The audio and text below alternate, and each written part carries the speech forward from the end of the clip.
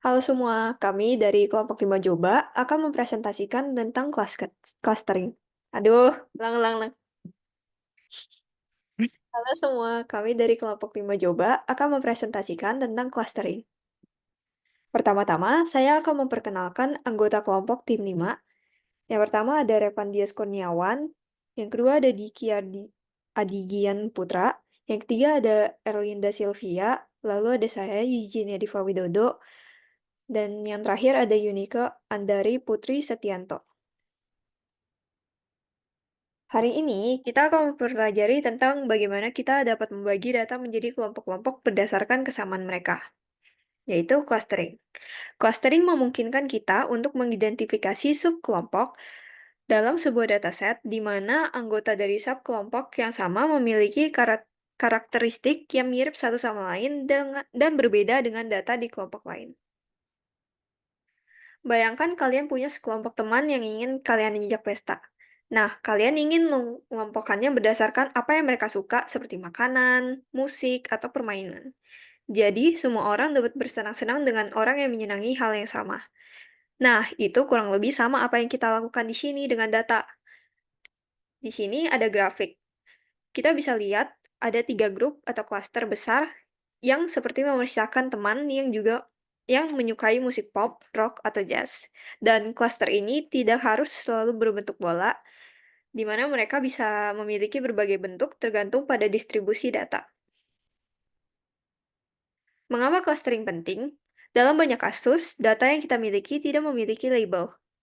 Clustering membantu kita menemukan struktur intrinsik dalam data tersebut. Tidak ada satu cara yang benar untuk melakukan clustering, dan itu semua tergantung pada apa yang kita anggap sebagai lebih baik berdasarkan kebutuhan kita. Lalu, apakah tujuannya untuk mengurangi data atau mengidentifikasi kelompok alami, menghasilkan cluster yang berguna, atau mendeteksi keanehan? Setiap pendekatan memiliki asumsi yang berbeda tentang apa yang membuat data serupa, dan ini akan mempengaruhi bagaimana data dikelompokkan. Ada berbagai metode clustering yang bisa kita gunakan, dan masing-masing memiliki keunikannya masing-masing.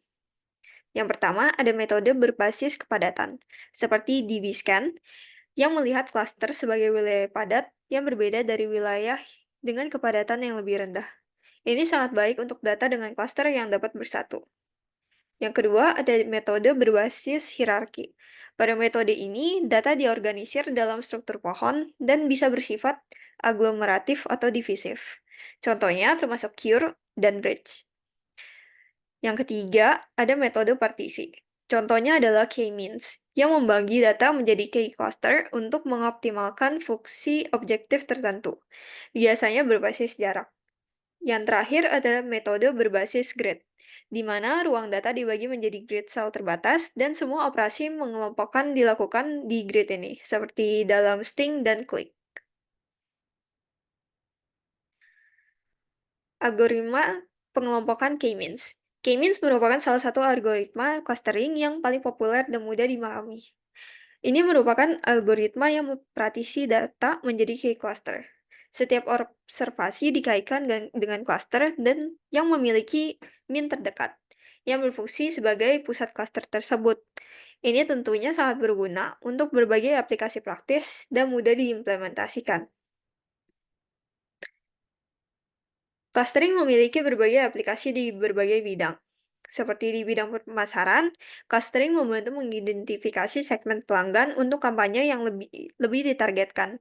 Pada bidang biologi, clustering digunakan untuk mengklasifikasi spesies tumbuhan dan hewan. Di bidang perpustakaan, clustering membantu pengelompokan buku berdasarkan topik atau genre. Dan di bidang industri asuransi, clustering dapat digunakan untuk mengidentifikasi pola, perilaku pelanggan, dan mendeteksi penipuan. Clustering test in test analysis. Salah satu penerapan pengelompokan adalah analisis dan navigasi dari kumpulan teks besar seperti halaman web. Asumsi dasar yang disebut hipotesis cluster menyatakan bahwa dokumen yang relevan cenderung lebih mirip satu sama yang lain daripada yang tidak relevan. Jika asumsi ini berlaku untuk kumpulan dokumen tertentu, pengelompokan dokumen berdasarkan kesamaan isinya dapat membantu meningkatkan efektivitas pencarian. Pengelompokan dokumen atau teks berdasarkan kesamaan isinya merupakan cara yang efektif untuk meningkatkan efisiensi dan akurasi pencarian dalam kumpulan teks yang besar, seperti halaman web. Pendekatan ini didasarkan pada hipotesis bahwa dokumen yang relevan cenderung lebih mirip satu sama yang lain dibandingkan dengan dokumen yang tidak relevan. Berdasarkan kesamaan isi, kemungkinan analis dan navigasi teks besar secara efektif dengan menggunakan hipotesis cluster. Mengetahui konsep ini penting untuk memanfaatkannya secara maksimal dalam berbagai bidang. Meningkatkan resiko. Mesin telusur standar dan sistem IR menampilkan dokumen sesuai dengan query pengguna. Pengelompokan dokumen berdasarkan kesamaan keseluruhan membantu menemukan dokumen dengan konsep yang serupa. Metode ini meningkatkan recall pencarian berbasis query dengan mengembalikan seluruh klaster dokumen yang relevan. Yang ketiga, meningkatkan presisi pencarian. Pengelompokan ini membantu pengguna menelusuri daftar dokumen yang cocok dengan mengelompokkan dokumen ke dalam kelompok yang terkait. Ini memungkinkan pengguna untuk fokus pada dokumen dari grup yang paling relevan atau beberapa grup yang paling relevan, sehingga meningkatkan presisi pencarian. Metode penjelajahan scatter atau getter. Metode ini menggunakan pengelompokan untuk meningkatkan efisiensi penjelajahan dokumen. Dokumen dipecah ke dalam beberapa klaster, dan pengguna memilih klaster yang sangat relevan berdasarkan deskripsi yang singkat. Proses ini dapat diulang dengan menggunakan subkoleksi baru. Pengelompokan khusus query. Pengelompokan dokumen ini sesuai dengan query tertentu dan memungkinkan pemahaman yang lebih baik tentang hasil pencarian. Pengelompokan hierarki sangat cocok untuk menangkap inti hipotesis cluster, di mana dokumen yang paling terkait berada di cluster kecil yang bersarang di dalam cluster yang lebih besar. Lalu selanjutnya kita membahas tentang General of Clustering Problem. Kendala dalam pengelompokan dapat mencakup komponen berikut. Menurut Jane, Murthy, dan Flynn tahun 1999, kendala tersebut adalah representasi masalah, termasuk ekstraksi fitur, pemilihan, atau keduanya. Lalu juga ada definisi ukuran kedekatan yang sesuai dengan domain, pengelompokan objek yang sebenarnya, abstraksi data, dan evaluasi. Lalu yang pertama mengenai representasi masalah. Nah, masalah pengelompokan ini dapat diumpamakan sebagai masalah optimasi. Tujuannya adalah menemukan pengelompokan terbaik dari sejumlah objek berdasarkan fungsi kualitasnya. Fungsi ini menilai kecocokan antar kelompok, di mana kelompok yang lebih baik akan mendapatkan nilai yang lebih tinggi. Fungsi kualitas biasanya didefinisikan berdasarkan kesamaan antar objek. Namun, menghitung nilai fungsi ini seringkali tidak memungkinkan karena kompleksitasnya. Oleh karena itu, algoritma pengelompokan ini hanya perlu mengetahui fungsi kesamaan dan prinsip dasarnya, yaitu objek yang mirip dikelompokkan bersama, sedangkan yang berbeda dipisahkan.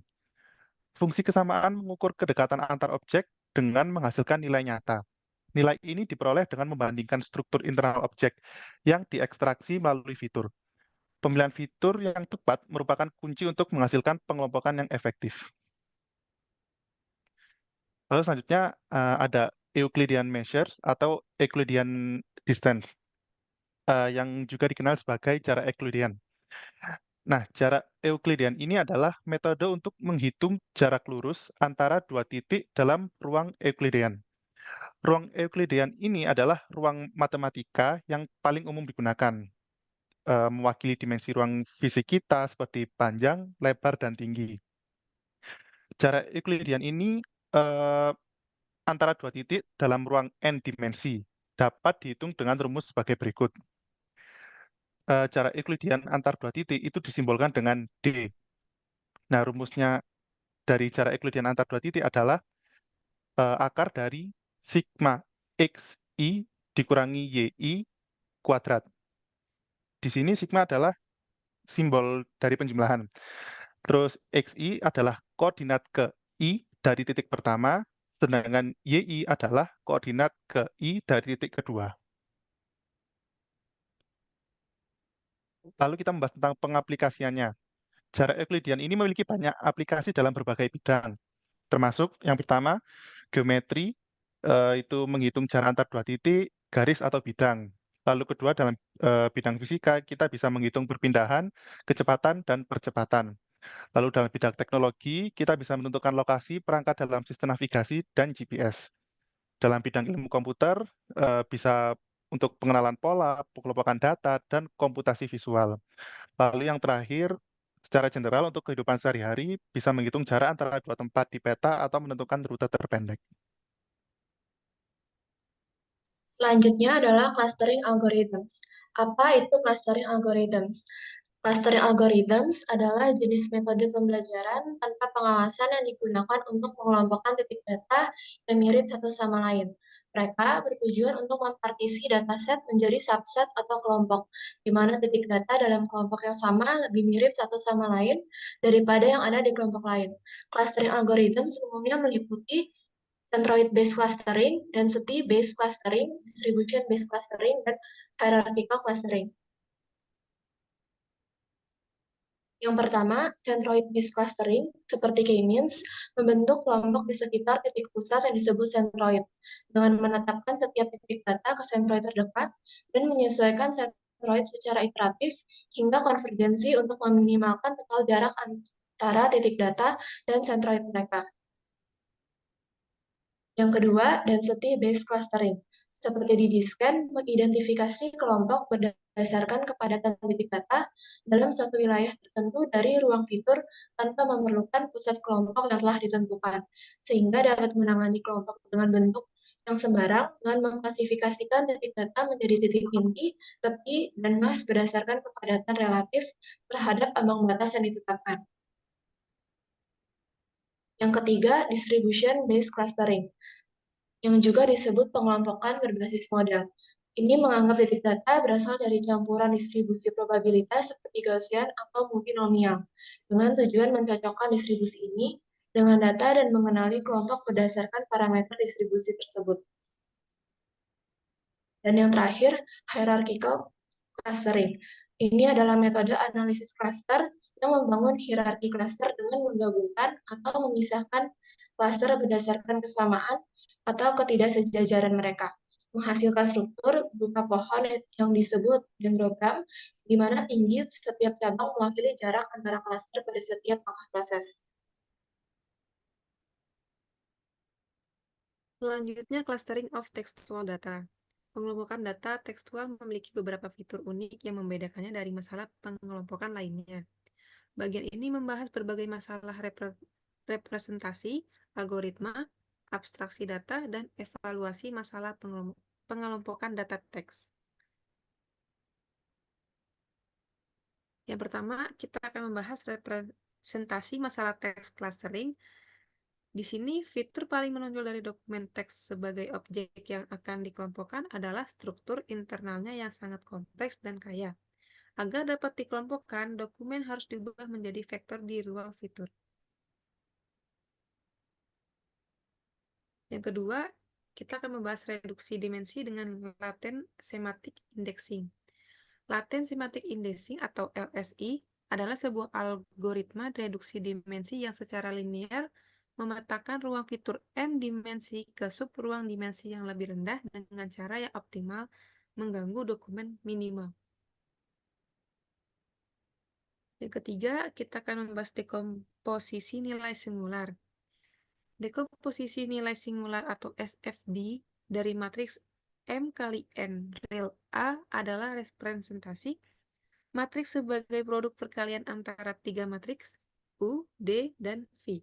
Matriks U dan V adalah kolom ortonormal dan D adalah matriks diagonal yang elemen diagonalnya adalah nilai singular dari A yang dapat dipilih menjadi positif dan disusun dalam urutan menurun. Dekomposisi ini menjadi unik dan dapat digunakan untuk menghitung SVD matriks dengan berbagai metode, termasuk yang disesuaikan untuk matriks besar seperti yang dijelaskan dalam Berry pada tahun 1992. Yang keempat, ada abstraksi data dalam text clustering.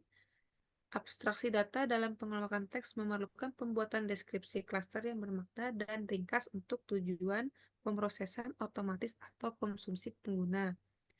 Label klaster yang baik harus membedakan klaster dari yang lain dengan menggunakan istilah yang tepat dan terbatas.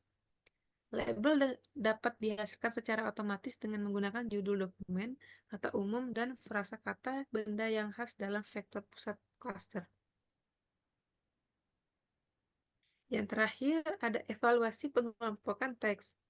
Evaluasi kualitas pengelompokan teks memerlukan penilaian manusia yang memperkenalkan subjektivitas yang tinggi. Oleh karena itu, membandingkan hasil algoritma berbeda hanya menunjukkan mana yang lebih baik dalam kasus tertentu, bukan untuk menentukan pendekatan yang lebih baik secara umum. Demikian dari kelompok 5. Terima kasih. Oke.